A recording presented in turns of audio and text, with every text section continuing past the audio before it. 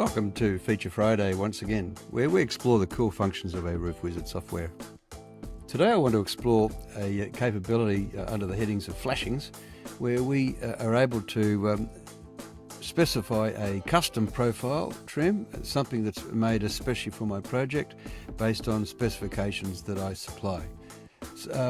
So first of all, let's look at our regular job, a simple job with a couple of things, so you can see what I'm looking at here. I've got a two-storey roof with a skillion or shed roof down the bottom, and this has to have a parapet wall here and a box gutter there instead of the regular. So let's see what we've got.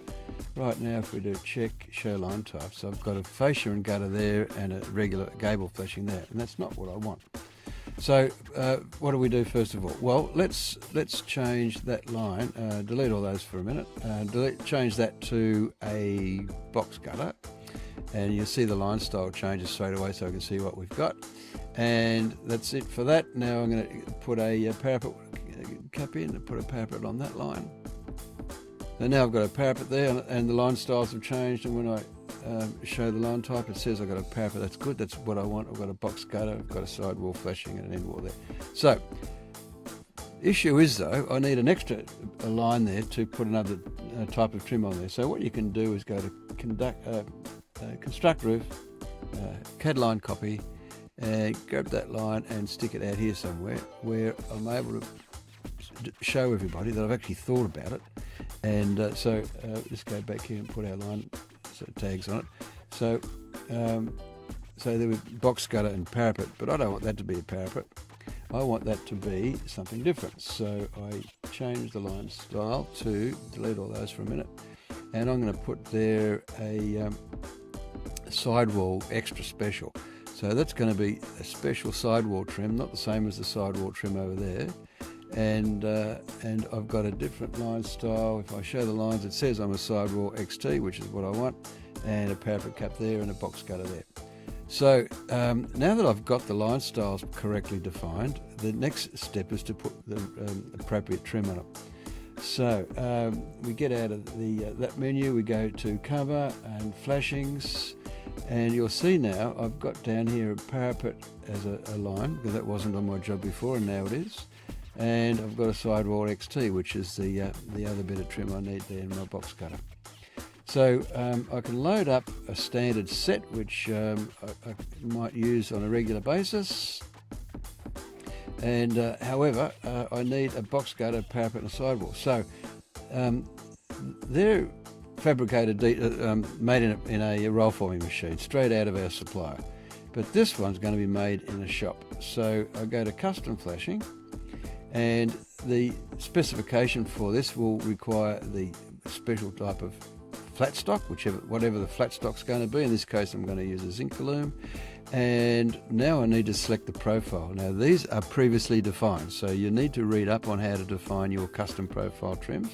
But I'm going to select something, and this is going to be this 400 by 300 box gutter, and it shows me the length of each segment. That's in millimeters for those who do imperial, and a length of segments. So if I accept that, that is my standard 400 by 300 profile box gutter, and the girth is 1092 mils, 5 bends and a cut. So I hit OK on that.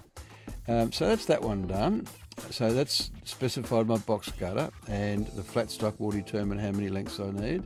The parapet, let's have a look at our options for parapet. We go to custom, and we now select a parapet cap. I've got a good parapet cap here somewhere.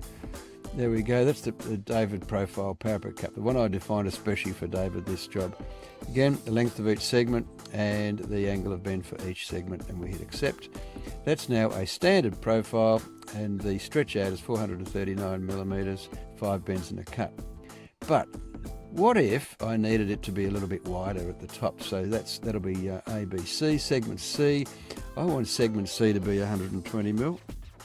So I hit accept that.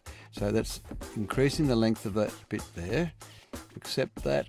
And now the girth is wider by the extra amount, and I've still got 5 bends and a cut. So I hit OK. So that's my, and the colour, I don't know the colour yet. So hit OK.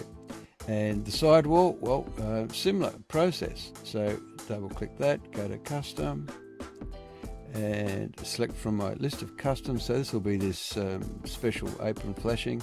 It's 4 segments, and that's the angle of bend for each one. And then that's going to be the standard type, and I hit OK, and that goes in. And it selects the colour from the previously defined colour not selected. So now when I generate my cutting list, using the allowances specified for all the things, that's covered in another Feature Friday, we generate the cut list, and in this case I better put patterns on. It wants me to put patterns on. Continue. So now we have our cutting list for our box cutter, for our parapet, and for our sidewall, and various bits and pieces that we need for the job. So that's basically done. But the cool part is when we go to reporting and print drawings, one of our drawings is the flashing profiles report. So we hit OK on that, and it generates this. It gives me the fabrication details for the entire set of custom profile flashings, the length of each segment, the angle of bend, how many pieces, full description, and so on for the whole lot. So explore this further. I'm not going to print that today.